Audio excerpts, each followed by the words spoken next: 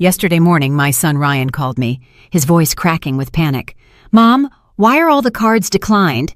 My mother-in-law and I couldn't pay for lunch at the restaurant. People are laughing at us." His desperation filled me with a satisfaction I never thought I'd feel toward my own child. But to understand why I reached this point, I have to tell you what happened the evening before, when my daughter-in-law Dana decided to humiliate me in front of the whole family.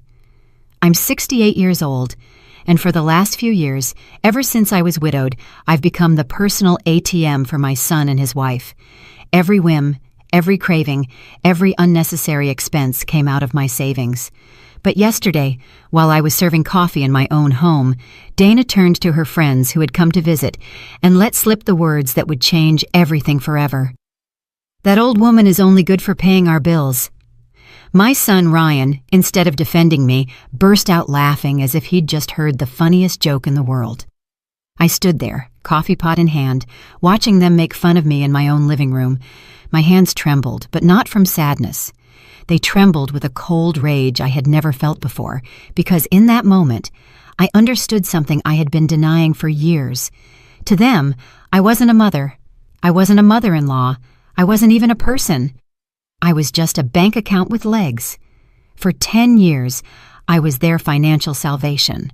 When Ryan lost his job, I paid his rent for 8 months, $800 a month that came out of my pension without him lifting a finger to look for real work. When Dana wanted to refresh her entire wardrobe because she needed to look professional, it was $3,000 on my credit card. When they wanted to go on vacation to Hawaii because they deserved it after so much stress, another $5,000 disappeared from my savings. They never invited me on those vacations, of course. I was good enough to pay, not to accompany them.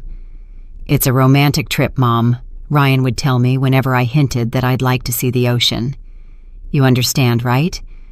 And I, like the fool I was for years, always understood, always paid, always kept quiet, while they lived the life I financed. The last straw came 3 months ago, when Dana decided she needed a new car. "The one we have is getting too old, Georgia," she told me in that syrupy voice she used when she wanted something expensive. "Besides, if we're going to have kids soon, we need something safer." A $15,000 down payment, $15,000 that represented 2 years of my savings, but I paid it, as always, because it was for the good of the family. But yesterday, after hearing those venomous words, after seeing my own son laugh at me, something in my heart changed forever. That night I couldn't sleep, not from sadness, but from a clarity that burned inside me. I got up at 3 a.m, turned on my computer, and began making the decisions I should have made years ago. First, I canceled all the additional cards they had in my name, every single one of the 5 cards they used as if they were their own. Then, I closed the shared savings account where I deposited money every month for emergencies that were never real emergencies, but rather expensive restaurant bills and designer clothes. I also changed all the passwords to my bank accounts and removed their names from my automatic transfers. At 6 a.m, when I was done, I poured myself a coffee and sat in my favorite armchair. For the first time in years, I felt at peace. I knew that soon my phone would ring, and on the other end would be my desperate, humiliated son demanding an explanation, and I would be ready to give him one. The phone rang at exactly 9:15 in the morning. I was sitting in my kitchen, enjoying my second coffee of the day, when I saw Ryan's name on the screen. I didn't answer immediately. I let it ring 3 more times while I savored a moment of power I hadn't felt in decades. When I finally picked up, his voice was desperate, almost hysterical. "Mom, why are all the cards declined? I'm here at the Crestview Grill with Dana's mother. We wanted to have lunch and celebrate her birthday, but none of the cards work. It's humiliating. People are staring at us. The waiter is getting impatient, and I don't have enough cash to pay a $200 bill. What's going on?" The irony was delicious. They had chosen the Crestview Grill, the most expensive restaurant in town, to impress Dana's mother. The same place I was never invited to, despite having paid for family dinners there for years when they went without me.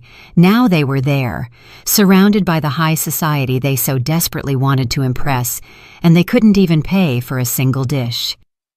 "Good morning, Ryan," I replied with a calmness that surprised even me. "The cards are canceled because I've decided I'm no longer going to finance your lifestyle." "What? Are you crazy? We're in public. Dana's mother is here. How am I supposed to explain that my own mother left me high and dry? This is ridiculous." "What's ridiculous, son, was hearing you laugh yesterday when your wife said I was only good for paying your bills. What's ridiculous is realizing that for 10 years I've been treated like an ATM instead of your mother." There was a long silence on the other end. I could hear voices in the background, probably Dana and her mother wondering what was happening. The waiter must have been waiting for the payment, and other diners were likely starting to notice the awkward situation. "Mom, please, don't do this now. We can talk later, but I need you to reactivate the cards. Just for today, I promise." I cut him off. "No more promises, Ryan. No more just for today. For 10 years, I've heard the same promises. For 10 years, I've been your easy solution for everything. But yesterday, I learned something important. You don't respect me, you don't value me, and you definitely don't love me the way I loved you." "That's not true. Of course we love you. Dana was just joking. You know how she is." "I know exactly how she is, Ryan, and I know exactly how you are. That's why I made this decision." I could hear him breathing heavily. I imagined the situation at the restaurant was getting more tense with each passing minute. His mother-in-law had probably noticed something was wrong, that the gold card he always used to impress wasn't working. "Mom, please, we can't just stand here. What do you want us to do? Wash dishes? Should we call the police? This is a humiliation." "Now you know how I felt for years," I replied. "The difference is, you're 35 years old and should be able to solve your own problems." "Are you sick? Are you feeling okay? This isn't like you, Mom. You've never been this cruel." Cruel. That word hit me like a slap. I was cruel after years of sacrificing, of depriving myself of things I wanted to give them everything they asked for. After working until I was 65 to ensure they had a decent inheritance, after being left alone every Christmas while they traveled with my gifts of money. "Cruel was laughing at me yesterday," I said with a coldness I didn't know I possessed. "Cruel was treating me like I was invisible for years, except when you needed money. Cruel was making me feel like my only value as a mother and as a person was my bank account." "Mom, Dana didn't mean it like that." "Dana said exactly what she thought, and you agreed with her. You both made it very clear what my place is in your lives." I heard louder voices in the background. Dana asking what was going on, her mother making comments I couldn't quite distinguish, but that sounded annoyed. The waiter had probably already brought the check and was waiting with that forced patience they use when they know there's a problem. "Look, Mom, I get that you're upset, but this isn't the way to handle it. We can sit down and talk like adults, but right now, I need you to help me. Just this one more time, and then we can change things. Just this one more time." I laughed, and my own laughter sounded strange, bitter. Do you know how many times I've heard that phrase? Do you know how many last times I've financed over the past 10 years? "But Mom..." "No, Ryan, not this time. This time, you're going to have to find another solution. You have jobs, you have friends, you have in-laws. Figure it out." "How are we going to explain to Dana's mother that my own mom abandoned us in a restaurant? How am I going to face the people who know us? Everyone is going to be talking about this." And there it was, the naked truth. He wasn't worried about fixing our relationship. He wasn't reflecting on how they had treated me. He only cared about his image, his reputation, what people would think. Just like always. "That's your problem to solve, son. For years, I worried about your image, your comfort, your happiness. Now it's time for me to worry about mine." "You can't do this. You're my mother." "Exactly. I'm your mother, not your employee. I'm your mother, not your personal bank. I'm your mother, not your financial lifeline. And as your mother, I should have taught you years ago how to stand on your own 2 feet." There was another longer silence. This time I could feel his desperation through the phone. He was probably doing mental calculations, thinking about who he could call, how he could get out of this situation without completely losing face. "Mom, please. Dana is crying. Her mother is asking what kind of family we are. The waiter has already asked us 3 times if everything is okay. Please have mercy." Mercy. Another word that made me tremble. Where was their mercy when I stayed up late calculating how to pay their expenses on top of my own? Where was their compassion when I deprived myself of buying new clothes so I could give them money for their whims? Mercy is earned over years, Ryan, and you two lost it yesterday. I hung up the phone. My hands were trembling slightly, but not from fear or sadness. They were trembling with adrenaline, with a sense of power I hadn't experienced in decades. For the first time in years, I had put my own needs first. For the first time in years, I had said no. For the next 30 minutes, the phone didn't stop ringing. First, it was Ryan again, then Dana, then a number I didn't recognize, which I assumed belonged to Dana's mother. Every call I rejected gave me more strength, more conviction that I was doing the right thing. I poured another coffee and sat on my patio, enjoying the silence I had missed so much. But the calm didn't last long. At 11 in the morning, I heard the unmistakable sound of Ryan's car pulling into my driveway. The car I had helped pay for, of course. 2 doors slammed shut, and I heard hurried footsteps heading toward my front door. The knocking started immediately, loud and insistent.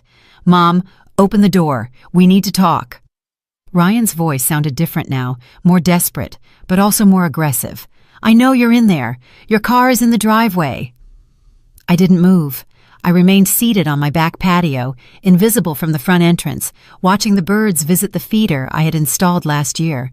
It was funny how the small pleasures in life took on new meaning when you finally had the peace of mind to enjoy them. "Georgia!" Now it was Dana's voice, sharp and demanding. "We know you're there. Stop acting like a child and come out and face us." Face them. As if I were the one who had done something wrong, as if I were the one who owed an explanation after years of financial and emotional abuse. The irony was so absurd it almost made me laugh. The knocking intensified. I could hear they were using their feet now, not just their fists. My front door, the oak door my late husband had installed with such care, was being pounded on as if it were the entrance to a seedy bar. "This is ridiculous," Dana shouted. "You made us look like beggars in front of everyone. Ryan's mother-in-law had to pay for our lunch. A 70-year-old woman had to take money out of her purse because her daughter-in-law is a lunatic." Ah, so that's what happened. Dana's mother had to rescue them. I pictured the scene. Ryan sweating bullets as he tried to explain why none of his cards were working. Dana making up pathetic excuses, and finally the older woman having to save the day. The humiliation must have been exquisite. "Mom, please." Ryan sounded on the verge of tears. "People are already talking. Everyone at the restaurant was staring at us. Some even took out their phones. This is going to be all over social media." Social media. Of course, that was their biggest concern. Not the fact that they had hurt their mother, not the recognition that they had crossed a line. They only cared about their public image, their reputation in those social circles where they loved to show off the lifestyle I financed. The knocking stopped for a moment, but I could hear their voices arguing in furious whispers. They were probably deciding on their next strategy. I knew Dana well enough to know she had a full arsenal of emotional manipulations, and Ryan had learned well from her over the years. "Georgia," Dana's voice changed tone completely. Now it sounded soft, almost sweet. "I know you're upset and you have every right to be. Maybe what I said yesterday sounded bad, but you know I didn't mean it. I was just joking with my friends. You know how we women are when we get together. Sometimes we say things without thinking." It was fascinating to hear how she could change her personality in seconds. From the furious woman who had been screaming and kicking my door, she had now transformed into the understanding daughter-in-law who had only made a small communication error. "Mom," now it was Ryan who had adopted the gentle tone. I understand we hurt you. Dana explained to me what happened yesterday, and you're right to be upset. But declining the cards doesn't solve anything. It just makes things worse for everyone. For everyone. Not for me, of course. For them, for their comfort, for their lifestyle. My emotional well-being was still not part of the equation. Please, Mom, we can fix this. We can change things. Ryan's voice broke slightly. But I need you to reactivate the cards today. I have bills due. The car insurance is due tomorrow, and Dana has doctor's appointments this week. We can't just be left without money out of the blue. Without money? As if it were their money, as if I were responsible for their insurance, their medical appointments, their expenses as independent adults. In that moment, I understood with crystal clarity that they truly didn't see the difference between my money and theirs. In their minds, my savings were a family resource, not the result of decades of work and sacrifice from a woman who had already paid her dues in life. Georgia, please think about what you're doing. Dana had switched strategies again. Now her voice sounded concerned, almost motherly. What will people think if they find out you cut off your own son? What will they say at church? What will the family think? The church, the family. It was always the same with her, using my reputation, my relationships, my image as emotional leverage. As if my worth as a person depended on what others thought. As if my dignity was less important than the opinion of people who probably didn't even know how they treated me in the privacy of our home. Look, Mom. Ryan had adopted a more serious, more adult tone now. I understand you want us to change some things. We can talk about boundaries, about how to better manage the family finances. But this isn't the way. This is emotional manipulation. Emotional manipulation. The words echoed in my head like a slap. I was being emotionally manipulative after years of subtle blackmail, of being made to feel guilty every time I hesitated to give them money, of them using my motherly love to empty my bank account. The projection was so obvious it almost made me laugh. The knocking started again, but now more spaced out, less aggressive. They were realizing that the brute force strategy wasn't working. I could hear them move away from the door, probably walking around the house to see if they could spot me through a window. "Georgia!" Dana yelled from what sounded like my side window. "We saw your shadow. We know you're in there. Stop hiding like a coward." Coward.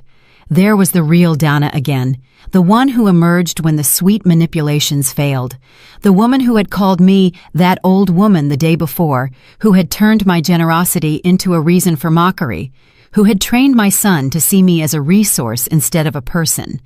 I got up from my chair and walked slowly to the window from where she had shouted. I pulled back the curtain just enough for her to see me, and our eyes met through the glass. Her expression immediately changed from fury to relief, and then to that fake smile I knew so well. "There you are," she exclaimed, as if she had just found a lost child. "Come on, let's open the door and talk like a family."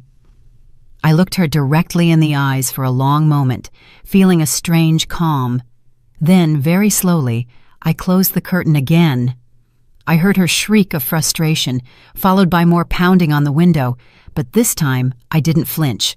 I went back to my patio and sat down again. The phone immediately started ringing, but I silenced it. For the first time in years, my home was truly my own. The shouting and banging continued for another hour, but they gradually lost intensity. From my back patio, I could hear fragments of their frustrated conversations, their desperate plans to make me change my mind. Dana suggested calling a locksmith to force the door open, but Ryan reminded her that would be breaking and entering. Even in their desperation, they didn't want to risk real legal trouble. Finally, I heard the car doors slam shut and the engine drive away, but I knew this was far from over. I knew Dana well enough to know she was already planning her next move, probably something more elaborate and emotional. I wasn't wrong. At 3 p.m, my phone started ringing with unknown numbers. First, it was Dana's mother, her voice polite but firm. "Georgia, dear, I think there's been a misunderstanding. Dana told me what happened, and I'm sure we can resolve this like civilized adults." I hung up without answering. Then it was my sister Elaine, who lives in another state and had obviously received a heavily edited version of the events. "Georgia, Ryan called me very worried. He says you're acting strangely and that you left them stranded at a restaurant. Are you okay? Are you feeling sick?" "I'm perfectly fine, Elaine," I replied. "Better than ever, in fact." "But I don't understand. Ryan says you canceled all their cards without any warning. That doesn't sound like the Georgia I know. You've always been so generous with your family." "Maybe that was the problem," I said. "Maybe I was too generous for too long." "But Georgia, they're your family. Dana says you're punishing them for an innocent joke. Surely you can sit down and talk this out." An innocent joke. It was impressive how Dana had managed to rewrite history in just a few hours. What had been a cruel humiliation in front of guests had now become an innocent joke that I had misinterpreted because I was too sensitive. "Elaine, have you ever felt like an ATM for your kids?" I asked directly.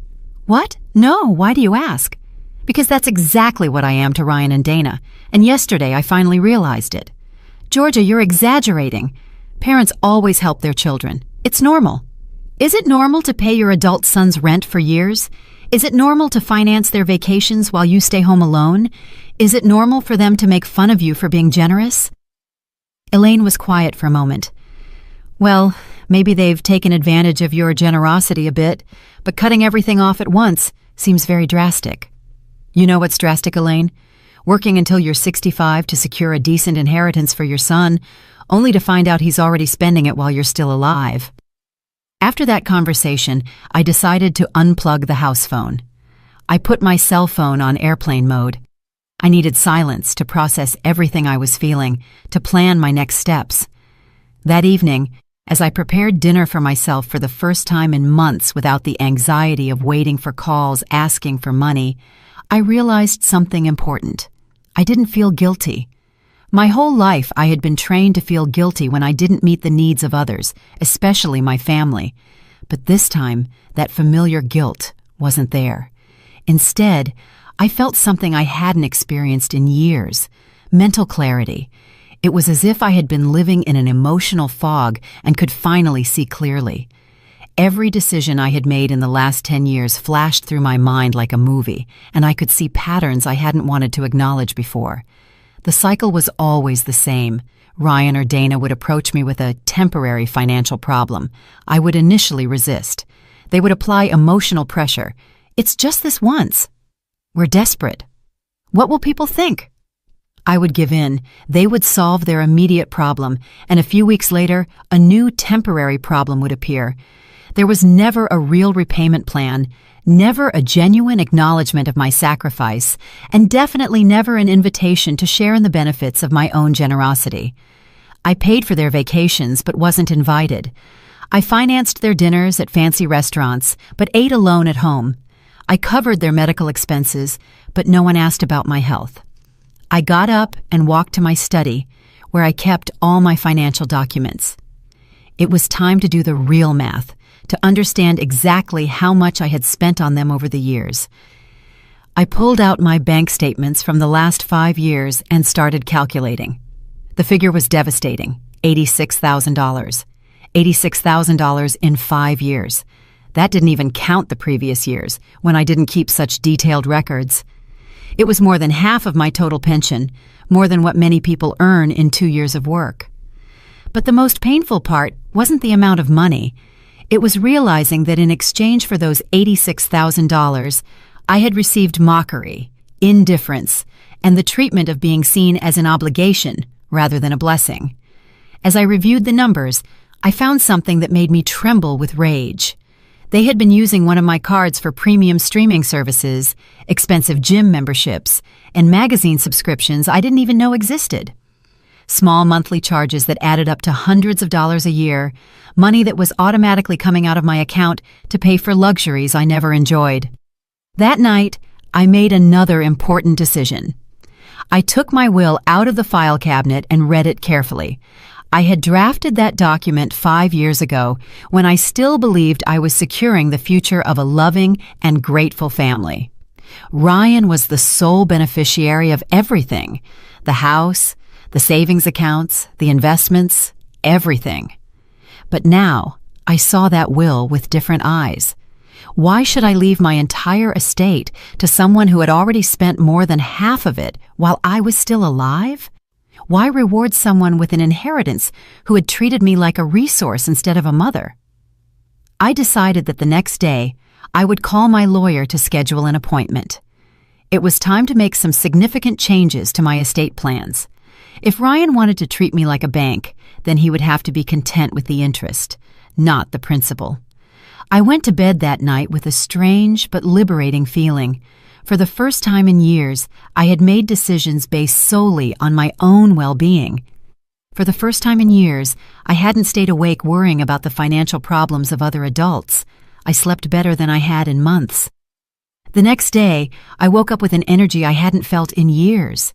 It was Friday, and for the first time in a long time, I had plans that didn't involve solving anyone else's problems. First, I would call my lawyer, then I would go to the bank to make some additional changes. And maybe, just maybe, I would buy myself something nice with the money I normally would have spent on someone else's whims. I plugged the house phone back in while I made breakfast. As expected, I had 14 messages on the answering machine. I listened to them while I drank my coffee, and each one confirmed that I had made the right decision. Message 1. Dana, with a tearful voice. Georgia, it's Dana. I know you're upset, but please think about what you're doing. Ryan didn't sleep at all last night. He's so worried about you. He says he's never seen you like this. Please call us. Message 2. Ryan, sounding desperate. Mom, I need to talk to you. I went to the bank this morning and they told me you closed the account where you deposited money for our emergencies. Why would you do that? That account was for both of us. It was fascinating how he continued to refer to my money as ours. That account had never been for both of us. It was my money that I deposited for their supposed emergencies, which invariably turned out to be vacations, expensive clothes, or restaurants. Message 3. Elaine again. Georgia, Ryan called me again. He says you also closed a savings account. Are you sure about what you're doing? Don't you think you're being a little radical? The following messages followed the same pattern. Feigned concern, questioning my mental health, and pleas disguised as sisterly advice. But message number 11 caught my attention. It was from a number I didn't recognize, but the voice was familiar. Mrs. Whitlock, this is Oscar, my cousin Dana's husband. Look, I know we don't know each other well, but Dana asked me to call you. She's very worried because she says you're acting very strangely. As a man, I think sometimes women complicate things more than necessary. Why don't you just forgive and forget? Family is the most important thing. Family is the most important thing. What a convenient philosophy when it comes to maintaining a status quo that benefits them. I wondered if Oscar would be so willing to forgive and forget if someone made fun of him in front of his family while emptying his bank account. At 9 o'clock sharp, I called the law firm where I had made my will. The secretary told me that Mr. Coleman had a cancellation and could see me that same afternoon at 2. Perfect. Then I called the bank and requested an appointment with the manager to review all my accounts and make some additional security changes. I also wanted to make sure that Ryan had no access to any information about my finances. As I was getting ready to leave, the doorbell rang. For a moment, I thought it was Ryan and Dana again, but when I looked through the peephole, I saw my neighbor Lucy standing on the porch. Lucy was a 62-year-old woman who had been widowed 2 years ago, and we occasionally chatted over the garden fence. I opened the door with some curiosity. Lucy had never formally come to visit me before. "Good morning, Georgia," she said with a warm smile. "I hope I'm not bothering you, but I heard a lot of noise and shouting yesterday, and I wanted to make sure you were okay." I invited her in and served her coffee. It was refreshing to have someone in my house who wasn't there to ask for money or manipulate me emotionally. "Is everything all right?" she asked with genuine concern. "Yesterday I saw your son and his wife were here for hours, shouting and banging on the door. I was about to call the police." I told her the whole story, not the intimate details, but enough for her to understand the situation. Lucy listened without interrupting, occasionally nodding with expressions of understanding. "Georgia," she said when I finished, "I have to confess something. For years, I've watched how they treat you when they come to visit. I've seen them arrive in new cars, dressed in expensive clothes, talking on the latest phones.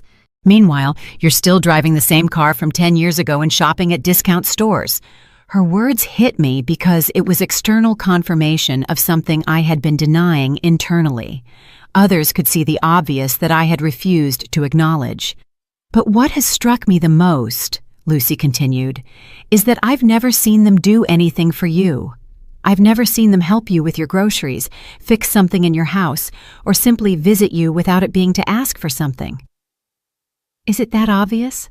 I asked, feeling a mix of shame and relief. "To someone looking from the outside, yes, but I understand why you couldn't see it.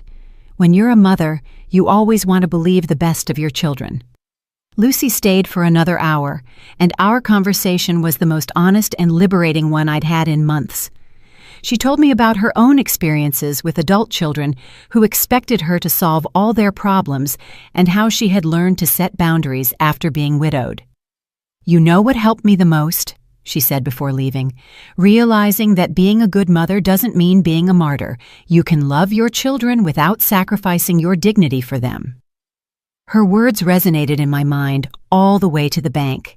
In the manager's office, we reviewed all my accounts and implemented new security measures. I changed all the passwords, added two-factor authentication, and made sure that only I had access to any financial information. "Mrs. Whitlock," the manager said as he processed the changes, "may I ask why these drastic changes? Do you have any specific security concerns?" "Let's just say I finally realized that my biggest financial security risk lives in my own family," I replied. The manager nodded with understanding. "It's more common than you think, ma'am. We see many cases of older adults being taken advantage of financially by relatives. You did the right thing by protecting yourself." After the bank, I went to lunch by myself at a small, cozy restaurant I had always wanted to try, but had never allowed myself the luxury. I ordered the most expensive dish on the menu, a glass of wine, and dessert. The total bill was $45, less than what Ryan and Dana spent on a single round of drinks on their nights out.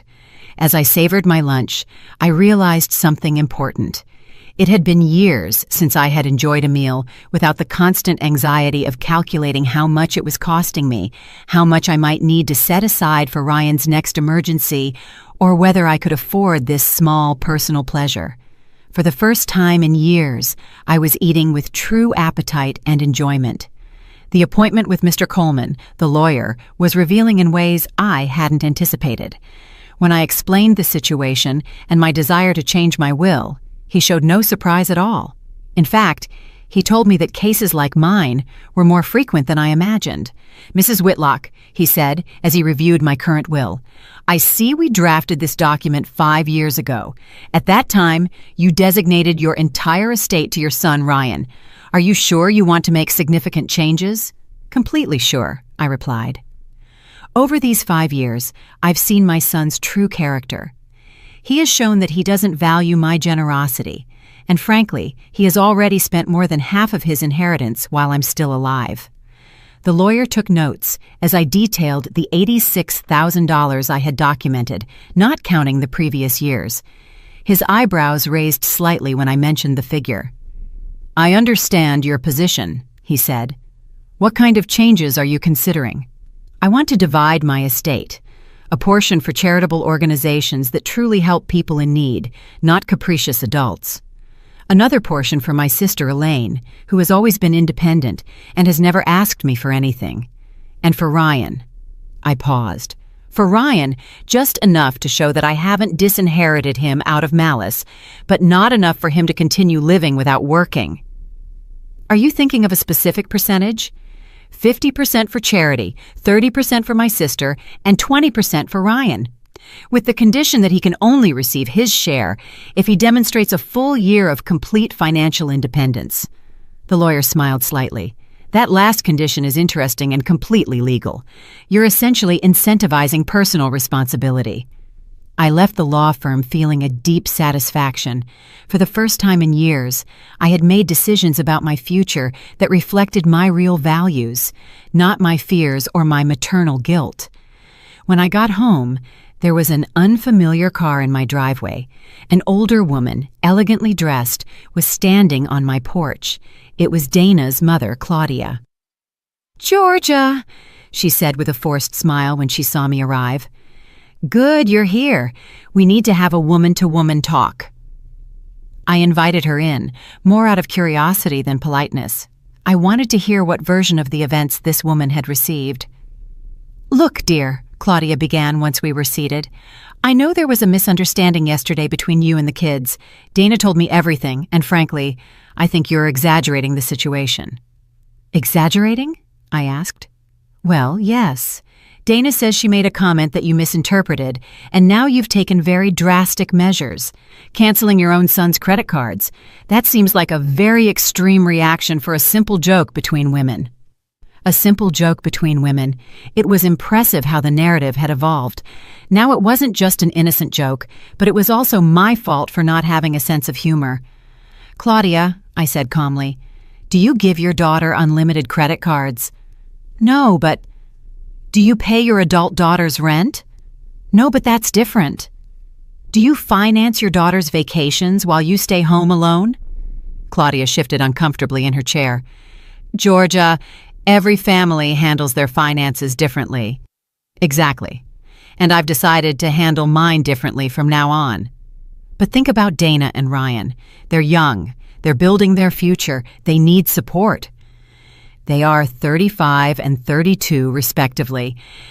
At that age, I had already raised a son, worked for years, and saved for my old age, without help from my parents." "Times were different then." "Times are different. That's true. Now there are more opportunities, better education, more access to bank loans. There's no reason why two educated adults can't support themselves." Claudia changed her strategy. "Georgia, Dana is very upset. She cried all night yesterday. She says she has always seen you as a second mother and doesn't understand why you're suddenly rejecting her."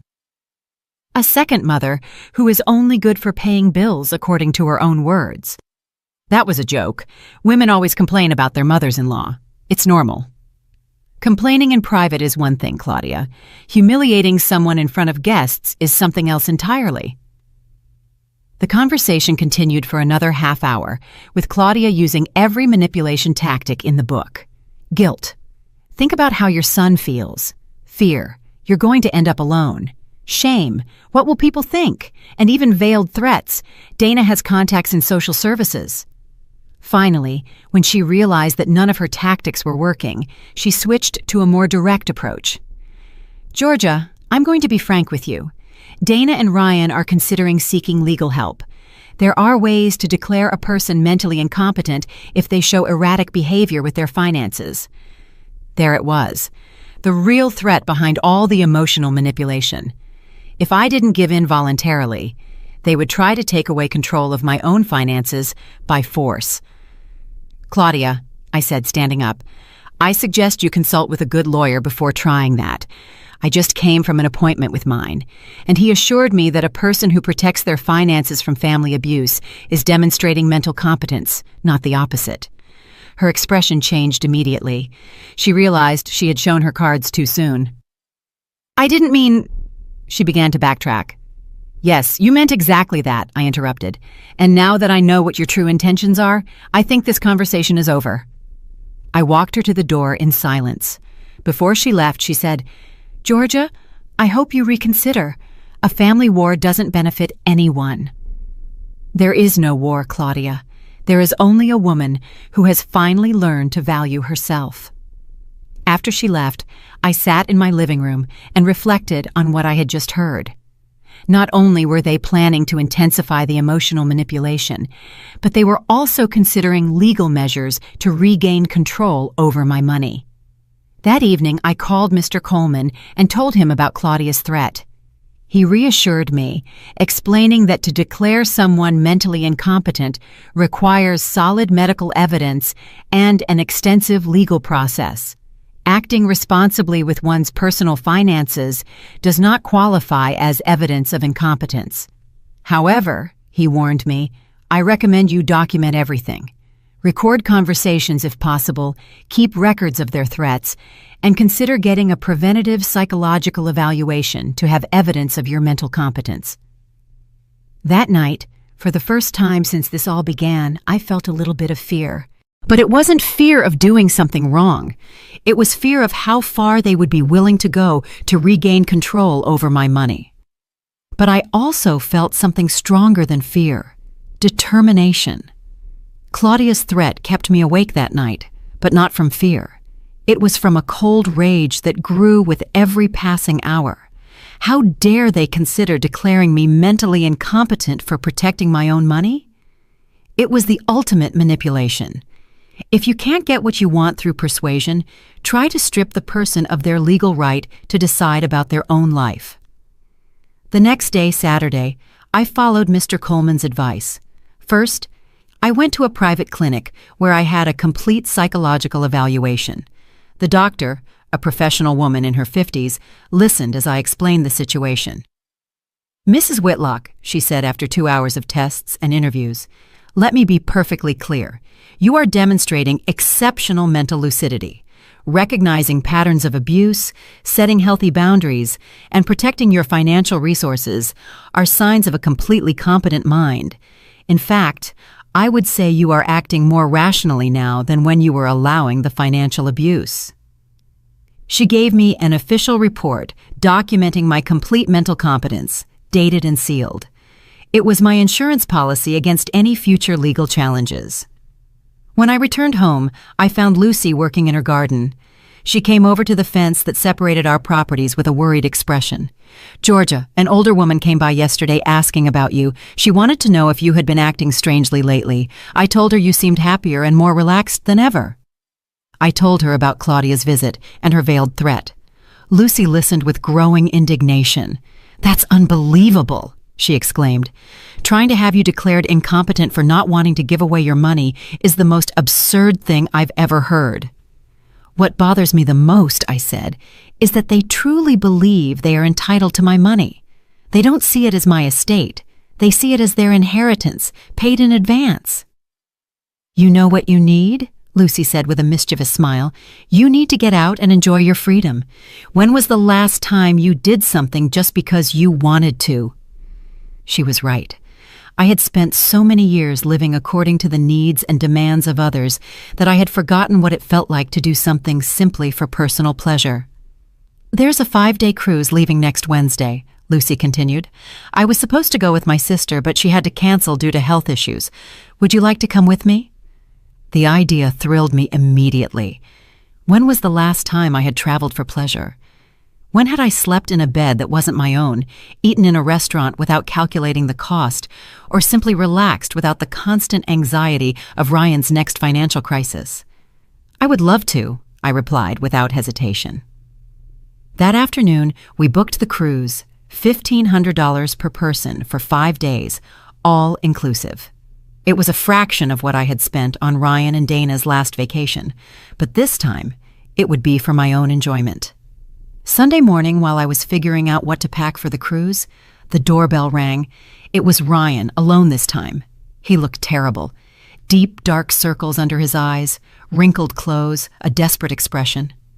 "Mom," he said with a broken voice, "please, we need to talk. Without Dana, without shouting, just you and me." I let him in but kept my emotional distance.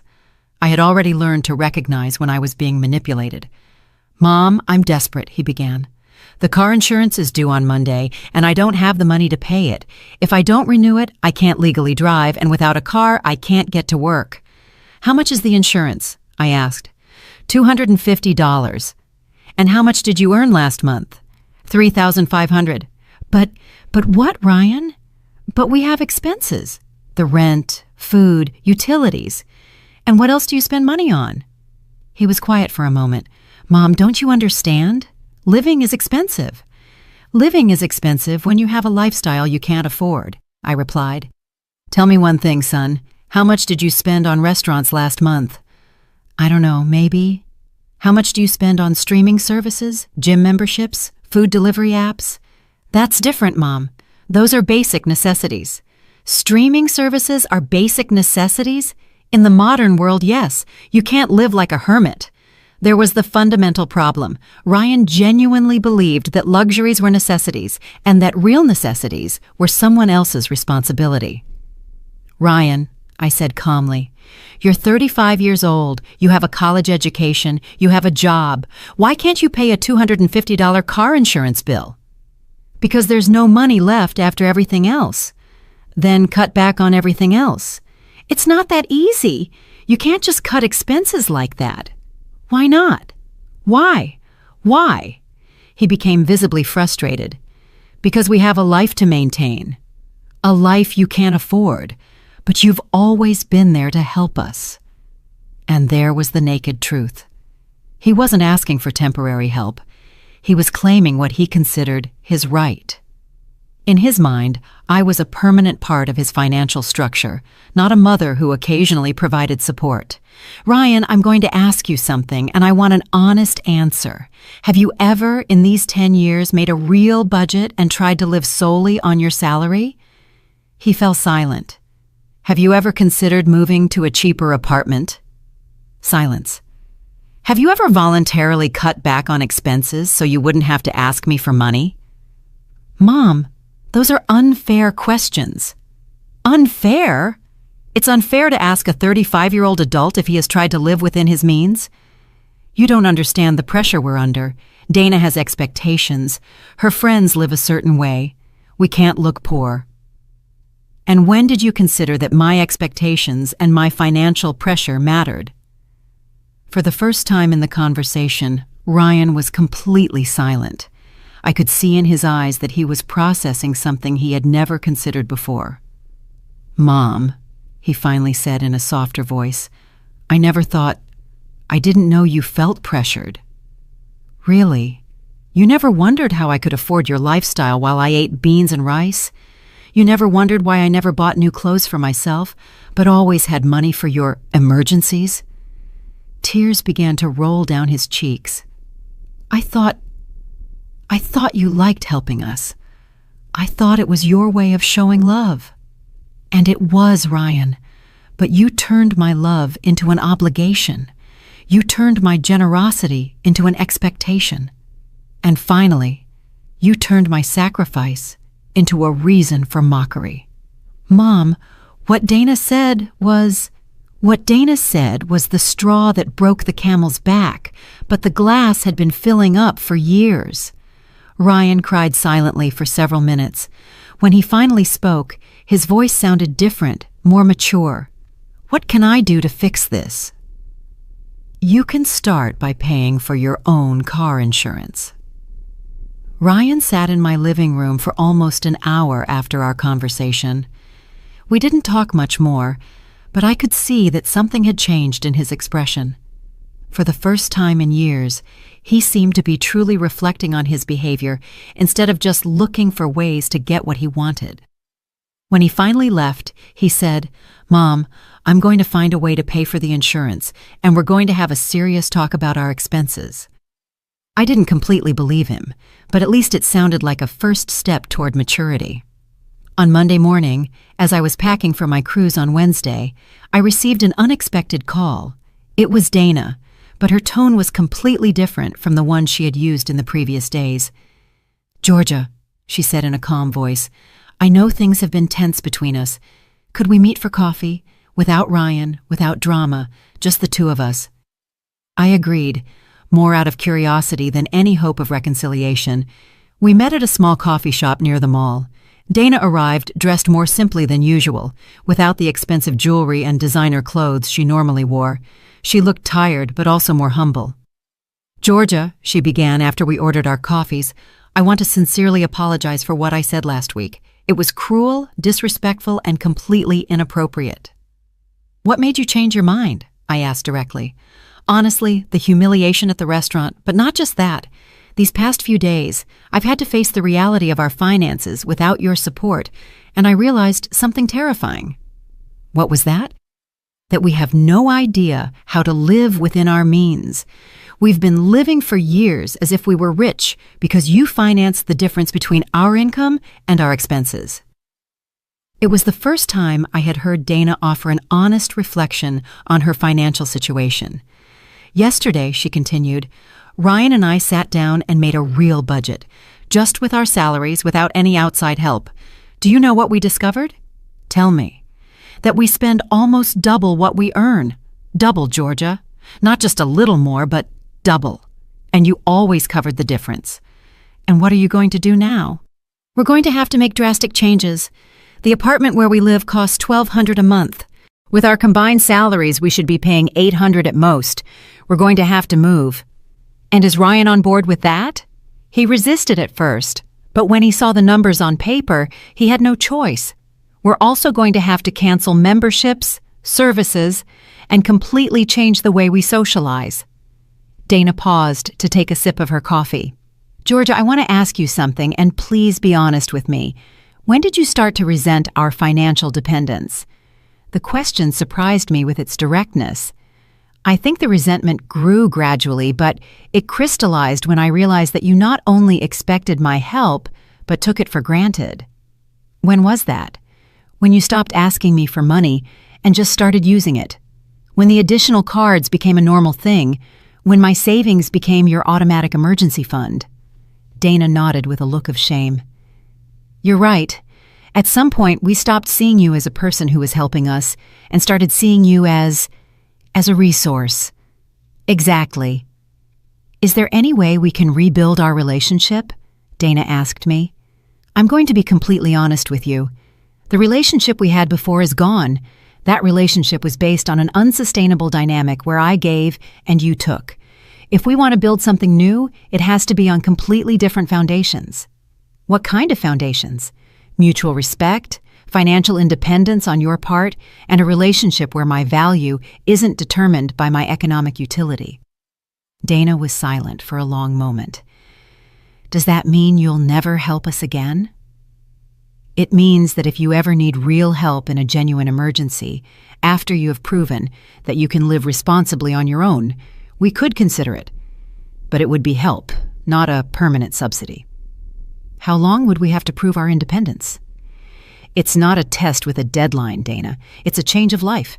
If you can maintain a balanced budget, live within your means, and build your own emergency savings, then you will have demonstrated real financial maturity. And our vacations, our outings to expensive restaurants, those are things you will have to earn with your own work, like most people do. Dana looked genuinely overwhelmed. Georgia, I'm not sure we know how to live like that. Then it's time you learn. You have education, jobs, and abilities. The only thing you've lacked is the motivation to be independent. And if we fail, then you will fail as responsible adults, learning from your mistakes.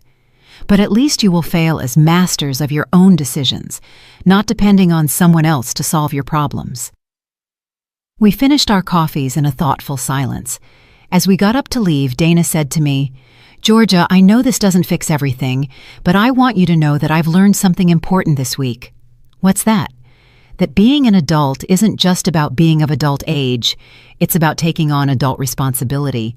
And we've been playing at being adults while you carried the real responsibilities. It was the most mature reflection I had ever heard her make. That night, as I finished packing for my cruise, I felt strangely at peace. I hadn't lost a family. I had left behind a toxic dynamic that was hurting all of us. If Ryan and Dana truly wanted to change, they would have to prove it with actions, not words. On Tuesday, I received a text message from Ryan. Mom, I got a personal loan to pay for the car insurance. I also found a cheaper apartment. We're moving next month. I wanted you to know. It wasn't much, but it was something. A small step toward the independence they so desperately needed. That night, I slept soundly, knowing that the next day I would begin my first truly personal adventure in decades. The cruise was a revelation. 5 days of waking up when I wanted, eating whatever I craved, and doing activities just because they brought me pleasure. Lucy turned out to be the perfect travel companion, independent, fun, and completely free of family drama. On the ship, I met other women my age who had been through similar experiences. During one dinner, a woman named Elaine told me how her 3 adult children had drained her retirement fund before she finally said enough was enough. Another woman, Isabel, had discovered that her son was using her credit card to gamble online. "What surprised me the most," Isabel said as we watched the sunset from the deck, "was realizing that I wasn't the only one. I thought it was a problem unique to my family, but it turns out there's a whole generation of parents who don't know how to say no to our adult children." When I returned home on Sunday, I felt renewed. 5 days without a single call asking for money, without financial anxiety, without the constant burden of solving other people's problems. It was like remembering who I was before I became the family bank. There were several messages on my answering machine, but to my surprise, none of them were a desperate demand for money. Ryan had called twice simply to see if I had arrived home safely from the trip. Dana had left a short message. "I hope you enjoyed your cruise. We'd love to hear about your experience when you have time." On Monday morning, Lucy came to visit with coffee and pastries to hear all the details of the trip. As we chatted on my patio, I saw Ryan's car park in my driveway, but this time, instead of getting out immediately and heading for my door, he sat in the car for several minutes. When he finally rang the doorbell, his expression was different. He seemed nervous, but also more mature somehow. "Mom," he said when I opened the door, "I know you just got back from your trip, but could we talk for a moment?" I invited him in. Lucy discreetly excused herself and went back to her house. "Mom, I wanted to tell you what we've been doing this week," Ryan began. "Dana and I moved into a smaller apartment. We're paying $400 less in rent per month." "How do you feel about the change?" Honestly, it was tough at first. The apartment is smaller, it's in a less fancy neighborhood, but after a few days, I realized something important. "What was that?" "That I can sleep peacefully knowing that we're paying for everything with our own money. I don't have that constant anxiety of not knowing how we're going to cover next month's expenses." It was the first time I had heard Ryan talk about financial anxiety from his perspective. It had never occurred to me that he might have also been stressed by the unsustainability of his lifestyle. "We also canceled the expensive gym memberships and signed up for a basic one that costs a fifth of the price," he continued, "and Dana found a part-time job on weekends to generate extra income."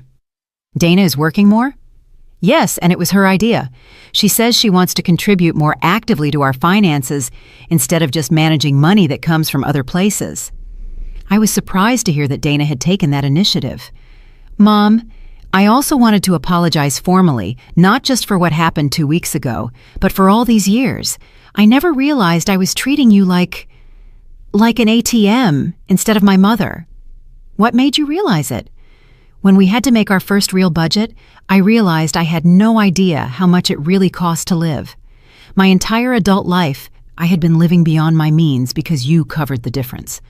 Ryan paused and looked me directly in the eyes. "Mom, I want you to know that these last few days have been the first in years where I truly feel like an adult, making my own decisions, solving my own problems, being responsible for my own consequences." "And how does that feel?" "Terrifying, but also liberating. I didn't know how much weight I was carrying until I got rid of it." "Weight?" "The weight of knowing deep down that I wasn't truly independent. The weight of knowing I was living a financial lie. The weight of knowing that my lifestyle depended on exploiting my mother's generosity." Those words hit me deeply. For years, I had thought I was the only one suffering in that dynamic. But it turned out that Ryan had also been carrying guilt and anxiety. "Mom, I know I have no right to ask you for anything after everything that's happened, but there's something I'd like to ask you." "Tell me." "Do you think we can ever have a normal relationship? A relationship where I'm your son who visits you because he loves you, not because he needs something?" The question moved me because it implied that he understood the difference. "Ryan, that relationship can start today if you want it to. I've always wanted to have a son who visits me because he cares about me, not because I'm useful. So, would you like it if Dana and I came for lunch on Sunday? We'll bring the food, we'll cook, and we'll just spend time together. I would love that. After Ryan left, I sat in my living room reflecting on everything that had changed in 2 weeks. I had lost my role as my family's financial savior, but I had gained something more valuable: my self-respect and the possibility of a genuine relationship with my son. That night, I called Mr. Coleman to ask about modifying my will again. After the conversation with Ryan, I wanted to consider a different approach. Instead of punishing him permanently, I decided to create a will that rewarded maturity demonstrated over time as Whitlock, the lawyer said, "You're thinking of a tiered will based on behavior." Exactly. If Ryan demonstrates real financial independence for 2 consecutive years, he could receive a larger portion. If he continues that pattern for 5 years, another larger portion. But if he falls back into his old habits, we revert to the original plan. It's an intelligent structure. It incentivizes long-term personal growth. As I hung up the phone, I realized that for the first time in years, I was planning my future based on hope instead of fear. Hope that my son had truly learned and grown. Hope that our relationship could heal. Hope that my final years would be lived with dignity and respect. I went out to my patio and looked at the stars. In the distance, I heard the sound of the fountain I had installed in my garden last year, a small luxury I had allowed myself only after years of doubting whether I deserved to spend that money on myself. Now I knew the answer. I had always deserved to treat myself with the same generosity I had shown to others. It had taken me 68 years to learn that lesson, but I had finally learned it, and I would never forget it again. If you enjoyed my story, you can support me by sending a super thanks so I can write more stories like this. Thanks a lot in advance. What about you? What would you do in this person's shoes? I'd really love to hear your thoughts, so drop them in the comments. I'm always curious to know what you think. Oh, and let me know where you've heard this story. If you want to hear more life stories like this, like the video and subscribe to my channel. There are many more waiting for you. Big hugs, and see you next time.